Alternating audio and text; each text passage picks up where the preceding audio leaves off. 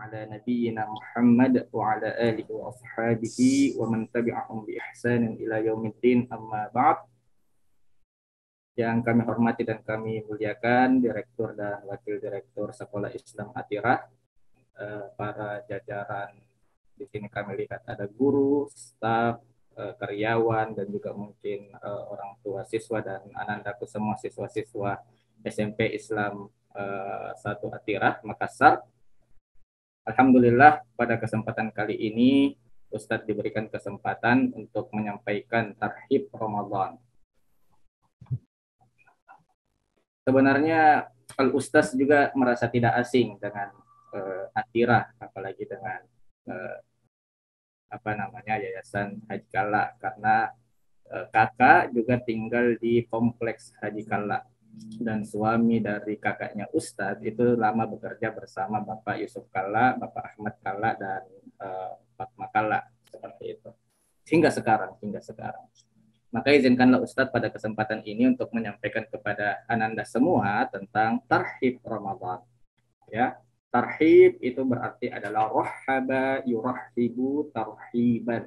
Ya, jadi bagaimana kita menyambut bulan Ramadan? Bagaimana Ramadan itu nanti dia memiliki value, ya, dia memiliki nilai, yang mana kemudian nilai itu bisa kita evaluasi bersama, yang kemudian nanti akan menjadi sebuah efek besar terhadap kehidupan kita. Dari tadi kita sudah mendengar daripada ananda kita sudah membaca sebuah ayat, ya, dalam surah Al-Baqarah ayat 183. A'udzubillahi minasyaitonirrajim. Bismillahirrahmanirrahim. Ya ayyuhalladzina amanu kutiba alaikumus syiyam kama kutiba alal ladzina min qablikum la'allakum tattaqun. Nah, ayat ini sangat super sekali kalau kita bilangnya, sangat super sekali. Mengapa Ustadz katakan sangat super sekali?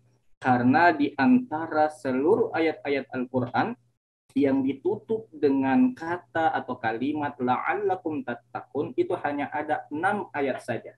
Ada 6 ayat saja.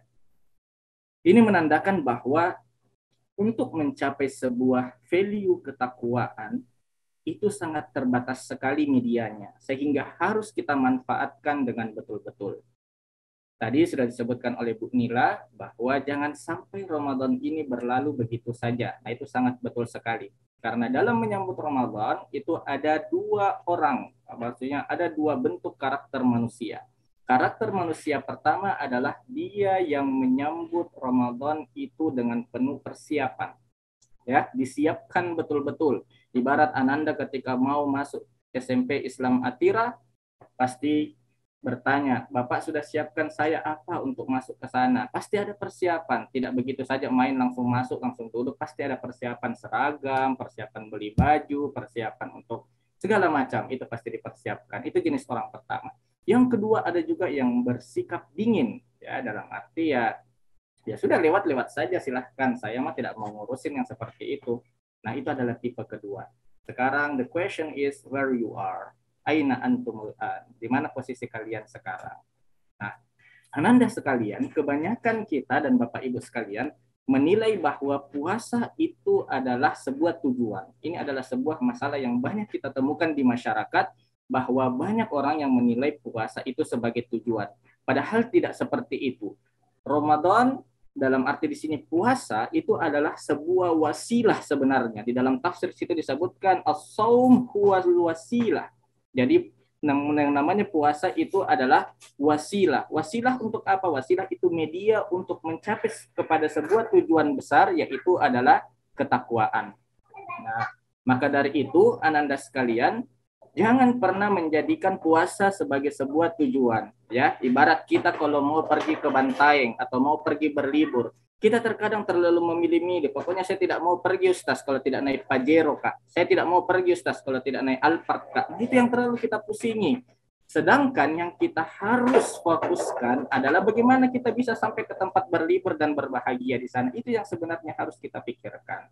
Nah, kebanyakan karena kita terlalu berpikir bagaimana kita bisa mau naik apa kita untuk mencapai sebuah ketakwaan, akhirnya habis waktu kita, capek waktu kita untuk memikirkan hal tersebut.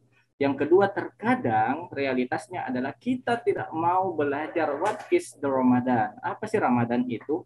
Ma huwa Ramadan? Apa itu Ramadan?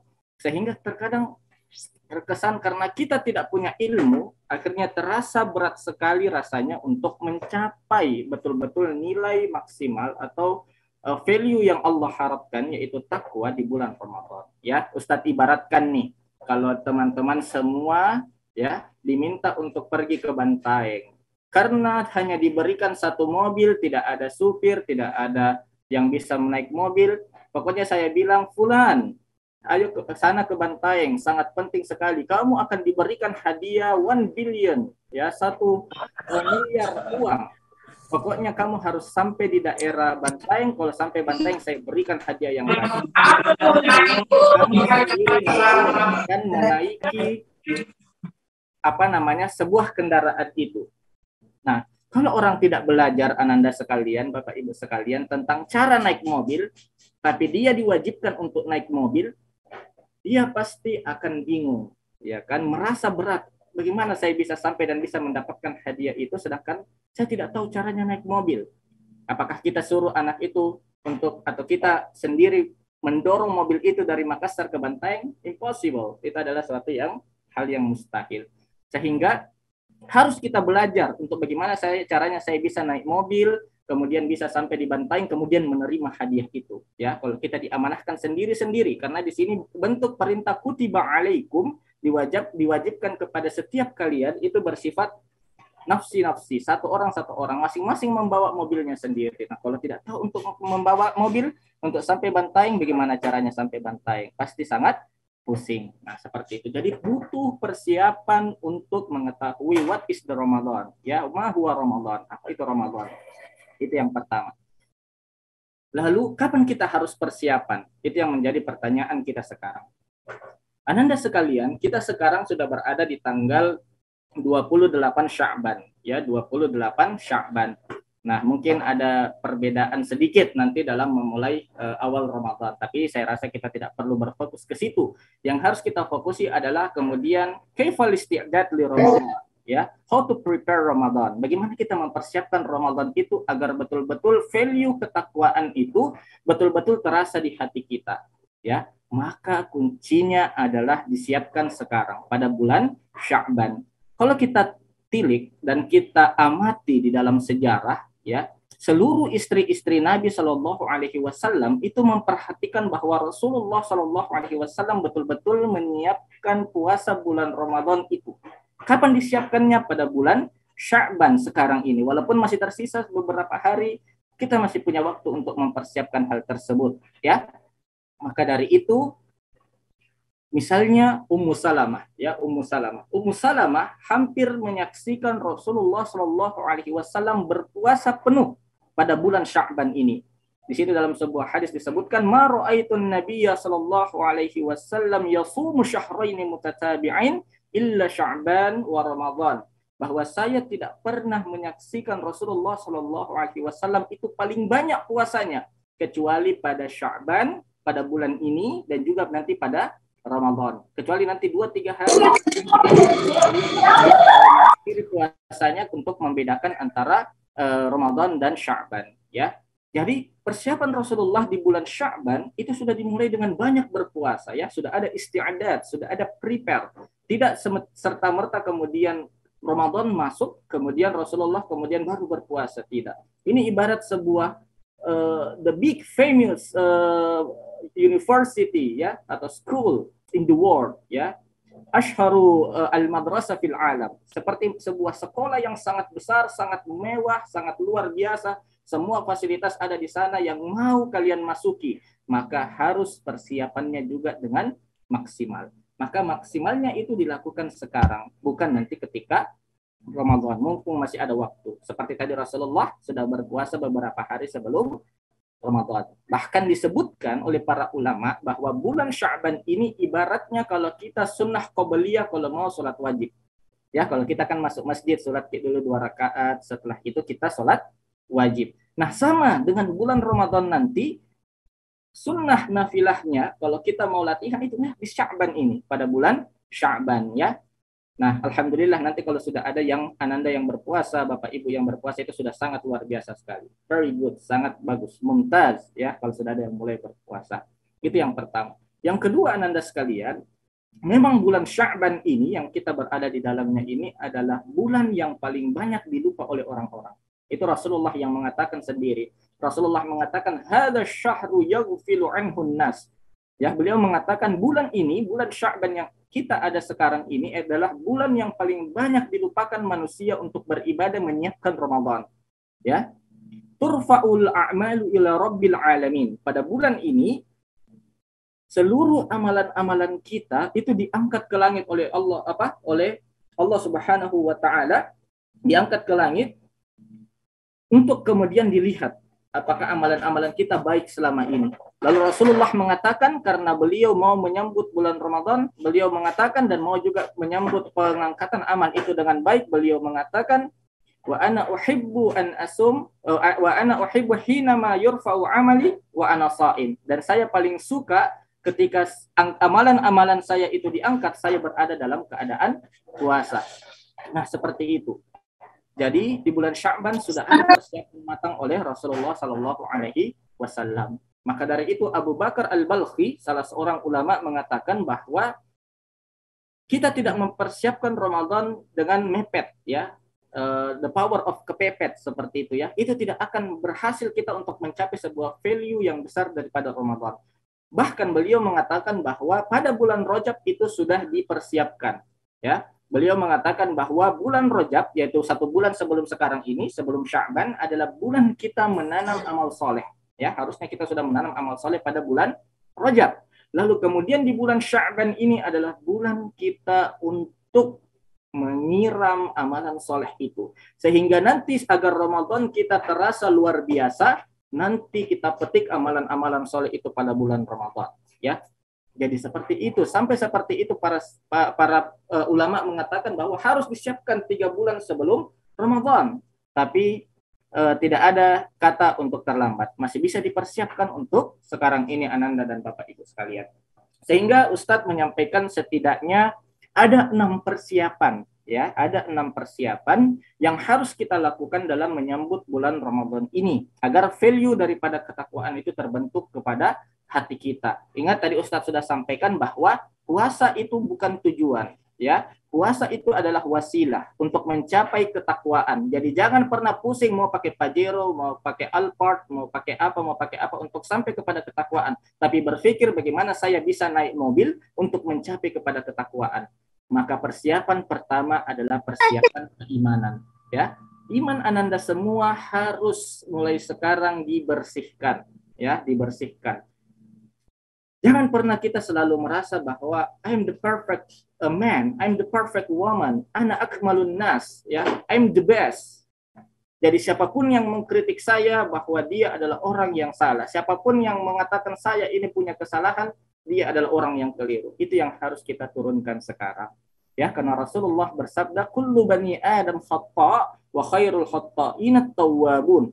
Setiap keturunan Bani Adam. Jadi dalam pelajaran usul fikih kata kullu itu bermakna khas, berarti setiap orang. Satu, seluruh manusia, kullu Bani Adam, setiap manusia, mau dia laki-laki, perempuan, mau orang kaya, orang miskin, mau yang dia jabatannya tinggi, jabatannya sedang, jabatannya rendah, khata'un, pasti melakukan kesalahan, pasti pernah melakukan kesalahan. Wa khairul khata'ina tawwabun. Dan sebaik-baik orang yang melakukan kesalahan adalah yang mereka itu bertaubat. Bahkan ketika Ananda semua dan Bapak Ibu sekalian kita melirik kepada surah An-Nur ayat 31, Allah memerintahkan kita bertaubat semua tanpa terkecuali. Silahkan nanti dibuka. Tubu ilallahi jami'an ayyuhal mu'minun la'allakum tuflihun. Bertobatlah kalian semua, wahai orang-orang beriman. Ingat siapa yang disuruh untuk bertobat? Kita semua orang-orang beriman yang sudah mengucapkan kalimat syahadat, yang setiap hari sholat, yang ketika zakat fitrah kita berzakat, yang ketika ada uang kita berhaji, ketika nanti bulan puasa kita berpuasa. Kita yang disuruh semua bertobat, Ananda dan Bapak Ibu sekalian. La'allakum tuflihun, agar kalian merasakan kebahagiaan. Jadi kata para ulama, ketika kita selesai melakukan sebuah dosa, kesalahan, kan di dalam hati kita itu biasa ada kayak rasa bersalah yang besar seperti itu. Atau mungkin baru kita marahi anak kita, ya. kita terkadang ada rasa bersalah di dalam hati. Ini yang saya juga sampaikan kadang kepada Bapak Ibu sekalian, jangan pernah memarahi anak kita, ya, dengan marah yang betul-betul menyakiti hati mereka. Karena kita semua ini, Bapak Ibu sekalian, adalah pusat untuk pendidikan anak kita, ya, pusat untuk pendidikan anak kita. Jika ayahnya, jika ibunya adalah seorang pemarah, yakin dan percaya Bapak Ibu sekalian, mungkin apa yang kita sampaikan kepada mereka hanya berlaku 1-2 menit atau mungkin 10 menit, setelah itu kembali lagi kebiasaannya. Karena kenapa? Karena efek marah itu. Kemudian anak itu akan mulai menjauh dari kita semua karena merasa bahwa kita adalah pusat kemarahan, bukan lagi pusat sebagai pendidik. Ya, sehingga orang tua yang seharusnya mengajarkan anaknya keimanan, bagaimana cara sholat yang benar, bagaimana itu kita berpuasa dan lain sebagainya, akhirnya mereka menjauh dan mencari sosok lain yang bisa mengajarkan mereka. Dan yang lebih bahayanya lagi, kalau kemudian setiap hari anak kita salah, kemudian kita marahi, mereka menjauh dan tidak mencari orang lain, tapi mencari hal lainnya sebagai pelampiasan. Jadilah anak kita sekarang, waliyadzubillah, lebih memilih untuk nonton film Korea daripada untuk bersama orang tuanya. Lebih memilih untuk bersama teman-teman yang melakukan, waliyadzubillah, kita berlindung kepada Allah, untuk melakukan kemaksiatan daripada bersama orang tuanya. Kenapa? Karena orang tuanya adalah selalu marah-marah seperti itu. Jadi saya selalu sampaikan kepada Bapak Ibu ketika saya mengisi pengajian, ketika anak kita berbuat salah, menjatuhkan piring, menjatuhkan gelas, jangan pernah untuk melakukan tindakan marah, apalagi mungkin sudah main tangan seperti itu.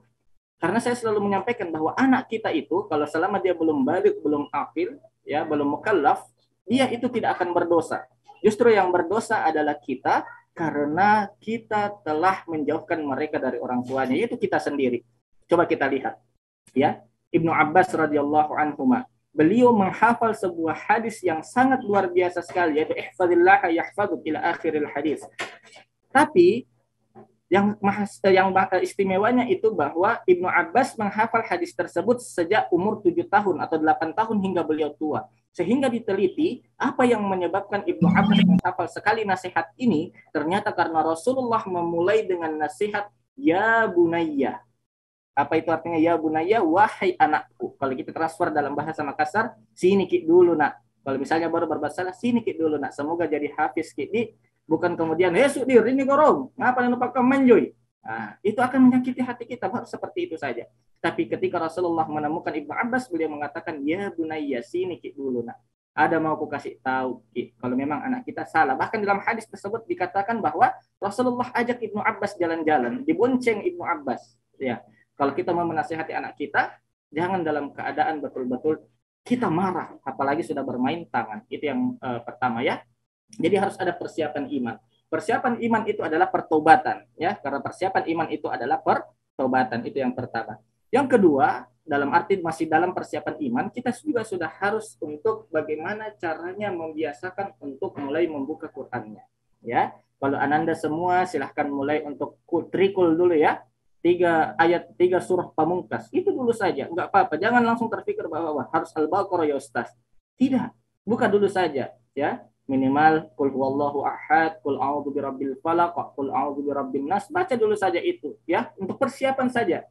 Persiapan, ya, buat Bapak Ibu sekalian, kalau misalnya sempat nanti disuruh juga anaknya buka Quran, ya, setidaknya trikul saja mereka baca, itu kita sudah sangat bersyukur sekali. Kalau bisa maju lagi kita sudah mulai sekarang. Dan juga sudah mulai untuk melakukan sholat malam, ya, sholat malam. Itu sudah harus ada persiapan keimanan di dalam hati sebelum menyambut Ramadan. Itu yang pertama. Yang kedua adalah harus ada persiapan ilmu, ya, harus ada persiapan ilmu. Seperti yang Ustaz sampaikan di awal tadi, ketika kita mau berangkat untuk menuju ketakwaan, kita harus tahu caranya naik mobil, caranya naik motor, ya. Kalau nanti teman-teman atau misalnya Ananda sekalian punya pesawat, naik pesawat gitu, ya, biar tidak terasa Ramadan itu berlalu. Nah, itu harus dipelajari caranya, ya, sehingga nanti Ramadan itu isinya semuanya adalah kenikmatan-kenikmatan. Tidak terasa itu perjalanan. Ya, beda dengan masa-masa sebelum Masehi, ya. Kalau kita mau melakukan perjalanan lewat jalur sutra, nah itu harus pakai keledai lah, pakai kuda lah, pakai apa, dan itu very long time, ya. Sangat mengambil waktu sekali. Nah, tapi kalau teman-teman lebih memperdalam ilmunya tentang Ramadan, ya, bukan hanya bisa naik motor saja, nanti bisa naik mobil, lebih cepat lagi naik pesawat, nanti kalau bisa naik kapal apa pesawat UFO kalau bisa, sehingga Ramadan itu tidak terasa, tapi kenikmatanlah yang kita rasakan selama perjalanan.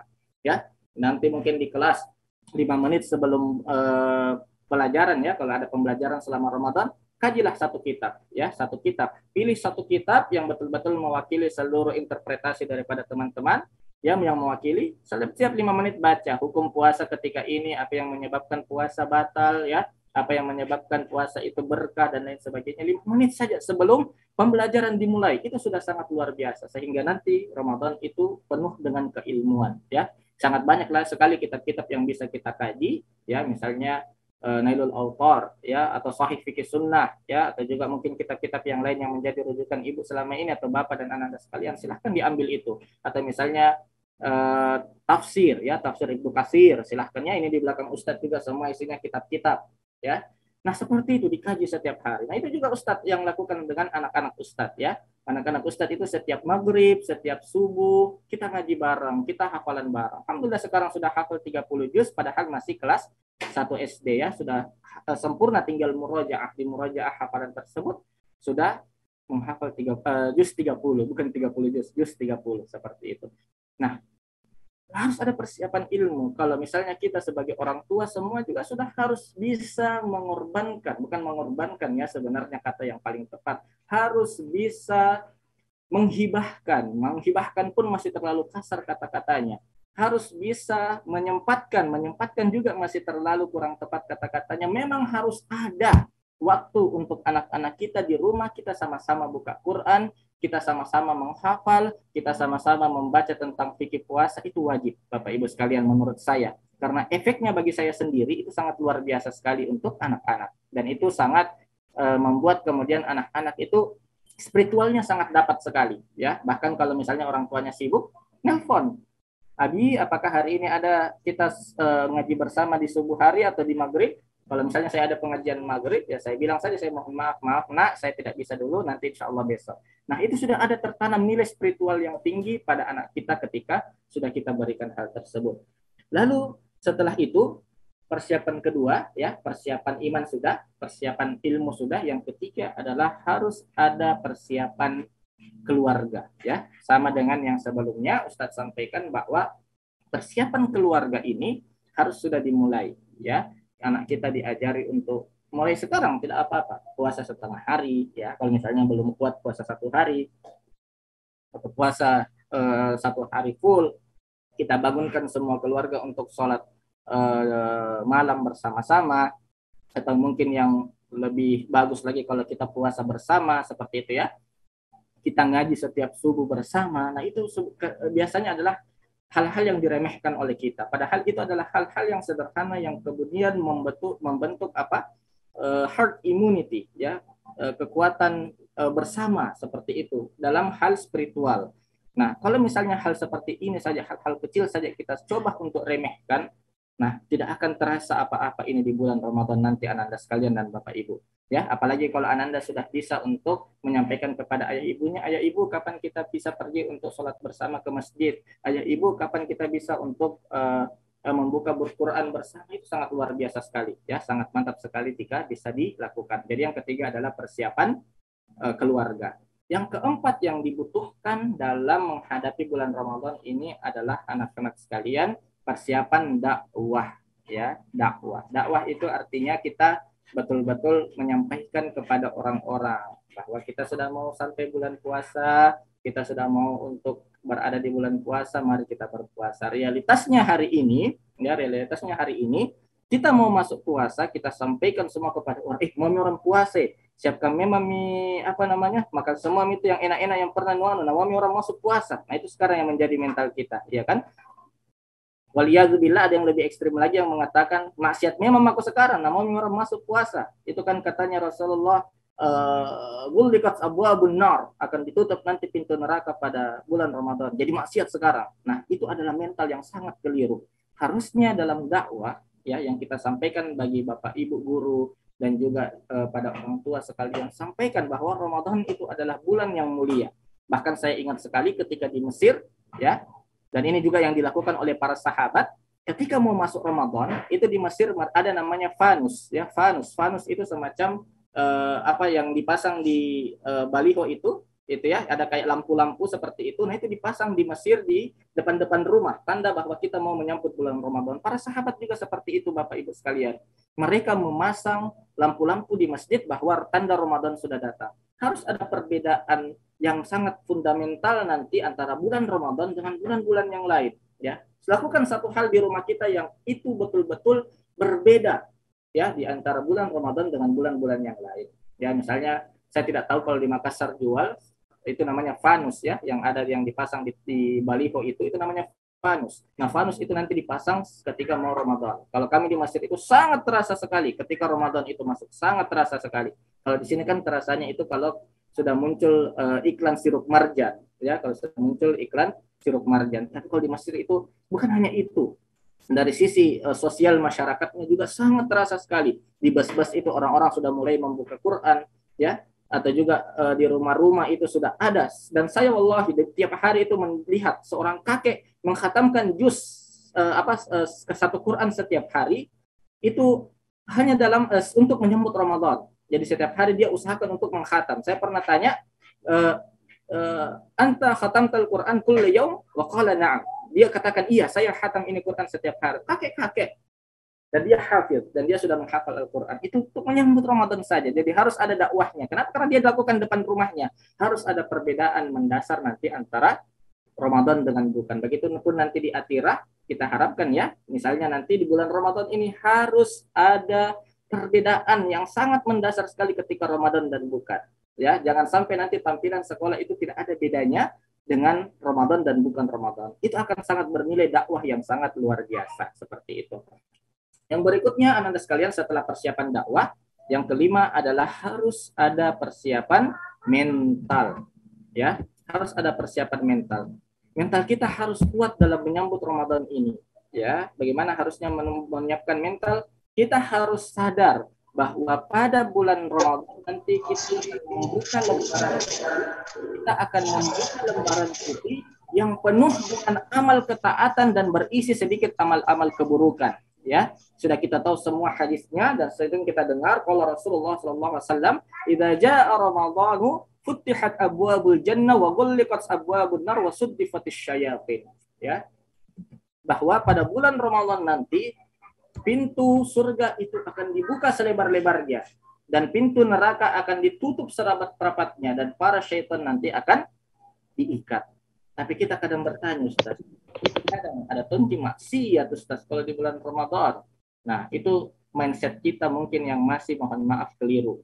Ya, karena memang Allah menciptakan segala sesuatu itu berimbang. Ada ketaatan, pasti ada kemaksiatan. Ada malam, pasti ada pagi. Ada bangun, pasti ada tidur. Itu sudah sebuah hal yang mutlak keberadaannya. Tapi, kata para ulama hadis, yang dimaksud di sini adalah jika seseorang, ya, kita semua betul-betul berusaha untuk mempersiapkan Ramadan ini dengan baik untuk bisa mencapai ketakwaan yang luar biasa itu, maka itulah hadis yang berlaku untuk kita semua. Pintu ketaatan akan dibuka selebar-lebarnya. Ya, kalau kita kan puasa pasti bertanya dulu, Bu, boleh di orang berenang kalau puasa? Bu, boleh di orang kalau cicip makanan kalau puasa? Bu, nah itu tanda bahwa kita taat. Ya, tanda kita taat. Ya, bahkan orang yang paling awam pun ketika puasa pasti akan bertanya hal-hal yang simpel seperti itu. Itu tanda bahwa ketaatan itu betul-betul terbuka. Dan sebaliknya, ketidakketaatan itu pasti akan tertutup sepenuhnya. Ya, kalau kita betul-betul mempersiapkan. Tapi realitasnya kan juga kita lihat, ya. Ada seorang muslim, ya, apalagi mungkin ketika dia mencapai masa puberitas, ya, mau pengakuan, mau dianggap beda, etc. ya. Nah, biasa dia maunya buka puasa di depan umum, bla bla bla bla bla bla. Ya, karena dia tidak mempersiapkan sejak awal, sehingga harusnya yang pintu surga terbuka lebar pada bulan Ramadan itu malah sebaliknya, ya. Jadi itu artinya adalah ketaatan. Maka butuh persiapan mental Ananda sekalian ketika bulan ini, ya. Dan nanti ketika bulan Ramadan kita sudah terbiasa dengan hal tersebut. Apa itu persiapan mentalnya, Ustadz? Mulai biasakan ke masjid, ya. Bapak Ibu jangan takut. Kalau misalnya daerah kompleks, apalagi ya, masjid dekat, perintahkan anaknya untuk ke masjid. Tapi kadang juga ya anak-anak disuruh ke masjid, bapaknya di depan HP, ibunya di depan HP.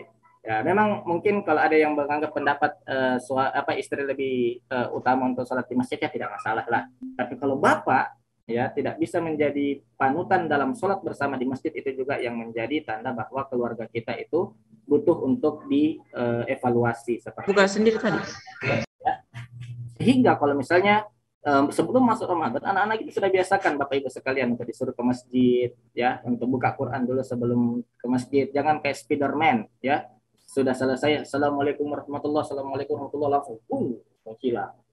Nah, itu realitasnya sekarang ya. Sehingga kadang Ustadz menyampaikan kepada orang-orang, kalau mau lihat masa depannya masyarakat tak di sekitar, tak di RT, tak di RW, tak lihat di masjid tak. Kalau di masjid itu isinya di depan semuanya adalah orang tua, maka sudah ketahuan bagaimana masa depannya masyarakat sekitar. Tapi kalau diisi di bagian depan itu oleh anak-anak muda kita, maka masyarakat di sekitar itu masa depannya pasti terjamin, insya Allah seperti itu. Realitasnya apa sekarang? Ya, masjid-masjid kita isinya di bagian depan pasti adalah orang-orang yang sudah tua, ya, atau kita sebut dengan asy-syaikh seperti itu. Sehingga harus ada persiapan mental mulai sekarang Bapak Ibu sekalian. Persiapan mereka untuk ke masjid setiap hari, buka minimal satu kali saja dia buka Quran itu sudah luar biasa sekali. Kalau tidak terbiasa buka Qurannya, atau misalnya mulai diajarkan doa-doa, doa buka puasa, doa apa itu sudah mulai diajarkan sejak itu. Karena butuh ada penanaman mental.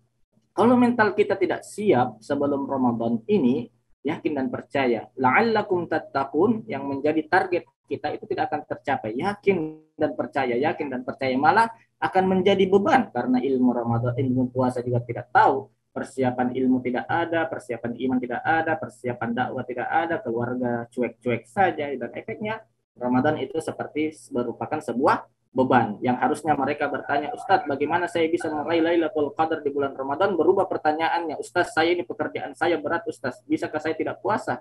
Nah, ini karena tidak ada persiapan, ya. Maka Syahrul Sya'ban musamma bi syahril isti'dad.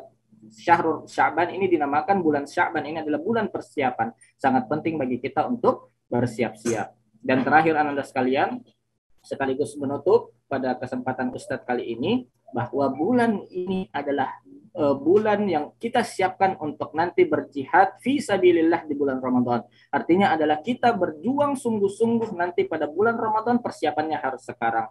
Ya, banyak sekali dalilnya, man qama ramadhana imanan wa ihtisaban ghufira lahu ma taqaddama min dzambi, man qama lailatul qadar imanan wa ihtisaban ghufira lahu ma taqaddama min dzambi wa ghairu dzalik.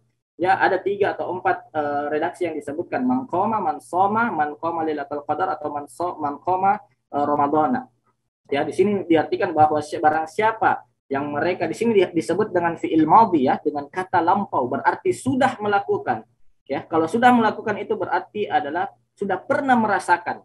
Kalau sudah pernah merasakan berarti sudah ada persiapan. Barang siapa yang sudah pernah berpuasa, sudah pernah mendirikan sholat, mendirikan puasa, imanan, dengan penuh keimanan, dengan penuh persiapan iman, ya, tidak langsung nanti di bulan Ramadan, wahtisaban, dan juga dengan penuh pengharapan.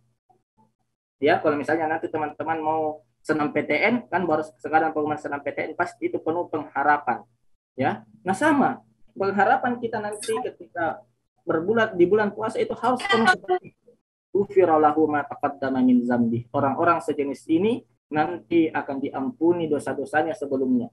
Ya, tentunya itu adalah dosa-dosa kecil seperti itu. Oke, dalam menutup khutbah Ustadz pada kesempatan kali ini, Bapak Ibu sekalian, bahwa bulan Ramadan itu salah satunya disebut dengan syahrullah, bulannya Allah, ya. Nabi SAW bersabda, kullu amali bani Adam lahu illa siyam fa innahu li wa ana ajzi bihi. Bahwa seluruh amalan manusia termasuk kita semua itu adalah diperuntukkan untuk mereka, kecuali bulan Ramadan, kecuali puasa. Puasa itu diperuntukkan untukku, yaitu untuk Allah, wa ana ajzi bihi, dan saya yang akan berikan pahalanya langsung. Di situ bisa dipahami setidaknya 3 hal. Yang pertama, bahwa semua amalan-amalan kita nanti di yaumil hisab, ananda sekalian, Bapak Ibu sekalian, itu nanti dipertanggungjawabkan di akhirat dan akan dibagi habis. Kalau kita hobinya bercandai orang yang menyakiti hatinya, atau misalnya kita hobi untuk menggosip, ya, bergibah, atau misalnya kita hobi untuk menyakiti orang lain, itu nanti amalannya dibagi habis. Kecuali Ramadan, kecuali puasa. Fa innahu li, saya yang akan berikan sendiri ganjarannya. Ya, wa ana ajzi bihi. Sampai begitu kata Allah. Allah nanti yang akan berikan secara langsung, dan itu tidak bisa dibagi habis kata ulama. Jadi kalau misalnya puasa saja untuk sunnah kita sudah malas-malasan, apa nanti tabungan kita di akhirat, Bapak Ibu sekalian? Itu pertanyaan besarnya. Kalau misalnya kita hobinya mohon maaf, kita hobinya bercanda, hobinya menyakiti hati orang lain, hobinya mengambil hak orang lain dan lain sebagainya, lalu kita juga malas berpuasa, ketika nanti di yaumil hisab semua amalan kita diambil, lalu ditanya berapa puasa tak? Nah, tidak ada. Nah, habislah amalan kita, dan kita tidak bisa untuk menjadi bagian ahlul jannah, bagian daripada ahli surga. Ya, yang kedua bisa difahami bahwa puasa ini tidak seperti amalan-amalan lain. Beda dengan kalau kita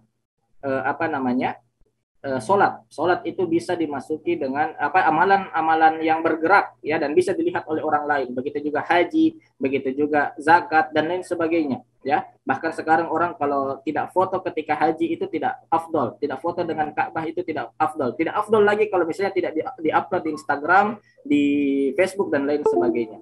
Nah, beda dengan puasa, Bapak Ibu sekalian dan Ananda sekalian. Puasa itu tidak bisa dilihat secara gerakan, ya. Tapi dia nanti ditanya, bilang puasa Ki, baru bilang iya, ya. Kalau misalnya di antara semua Bapak Ibu sekarang ini, karena ini sekarang hari Kamis, ya, saya tidak tahu yang mana puasa atau tidak. Tapi kalau ada yang sholat sudah terlihat di kamera. Nanti kalau saya tanya satu-satu, puasa Ki Pak, puasa Ki Bu, puasa Ki, nah itu baru terlihat. Nah, ini tanda bahwa puasa ini adalah amalan yang tidak terlihat sama sekali, yang penuh dengan keikhlasan. Sehingga kata para ulama di bagian ketiga, hadis ini difahami bahwa satu-satunya ibadah yang tidak bisa dimasuki dengan kesyirikan itu adalah puasa. Beda dengan sholat, ya. Kalau misalnya ada nanti berkunjung ke sekolah Pak Yusuf Kalla yang biasanya sholatnya begini, Allahu Akbar, Allahu Akbar, langsung Allahu Akbar, langsung seperti itu. Kenapa? Karena kadang ada masuk unsur keriaan, ya, dan ria itu bagian daripada syirik asghar, syirik kecil. Atau mungkin kita berzakat, ya, atau mungkin bersedekah ketika sedekah Jumat, ya, sebut-sebutan nama dan nominal yang paling tinggi. Nah, itu sebenarnya tidak apa-apa, bagus, sunnah. Tapi kadang ada bapak-bapak itu semua, mereka bersaing-saing, yang mana yang lebih tinggi baru mereka sombongkan di depan orang lain. Nah, itu bisa terlihat. Begitu juga dengan haji, ya, kita selfie, lalu kemudian Masya Allah, Subhanallah. Nah, tapi kalau puasa tidak, sulit untuk dimasuki kesyirikan karena itu keikhlasannya sangat penuh sekali. Sehingga Ananda sekalian, dalam penutup ini Ustadz sampaikan ada 6 persiapan. Yang pertama adalah persiapan iman, ya, siapkan imannya dengan baik. Yang kedua adalah harus persiapan ilmu, pelajari ilmu Ramadan, ilmu puasa ini dengan baik. Sebagaimana kita mau ke Bantaing untuk naik mobil sendiri, belajar kita naik mobil supaya bisa kita takwa. Yang ketiga adalah harus ada persiapan dakwah atau persiapan keluarga, maksimalkan keluarga yang menyambut Ramadan. Yang keempat adalah persiapan dakwah, mulai kita berdakwah, ya, rumah kita, sekolah kita, masjid kita harus sudah berbeda dengan bulan-bulan yang lain. Dan yang kelima adalah harus ada persiapan mental, dan yang keenam adalah harus ada persiapan untuk kita jihad. Jihad itu artinya adalah bersungguh-sungguh nanti di bulan Ramadan. Jangan nanti 10 awal Ramadan kemudian sudah menghilang. Ya, kenapa? Karena tidak ada persiapan. Mungkin yang itu yang bisa Ustaz sampaikan. Sangat senang sekali bisa membersamai teman-teman semua dari Sekolah Islam Atira, dan Ustadz memohon maaf jika misalnya ada penyampaian-penyampaian yang keliru, yang salah, yang menyinggung hati Bapak Ibu dan Ananda sekalian. Marilah kita sambut Ramadan ini dengan penuh kebahagiaan, dengan penuh kegembiraan, jangan sedih, la tahzan, ya, jangan sedih. Intinya Ramadan ini harus menjadi Ramadan kita yang terbaik, untuk kemudian bisa menjadi Ramadan terbaik berikutnya. Billahi fisabilil haqq fastabiqul khairat. Wassalamualaikum warahmatullahi wabarakatuh. Waalaikumsalam warahmatullahi wabarakatuh.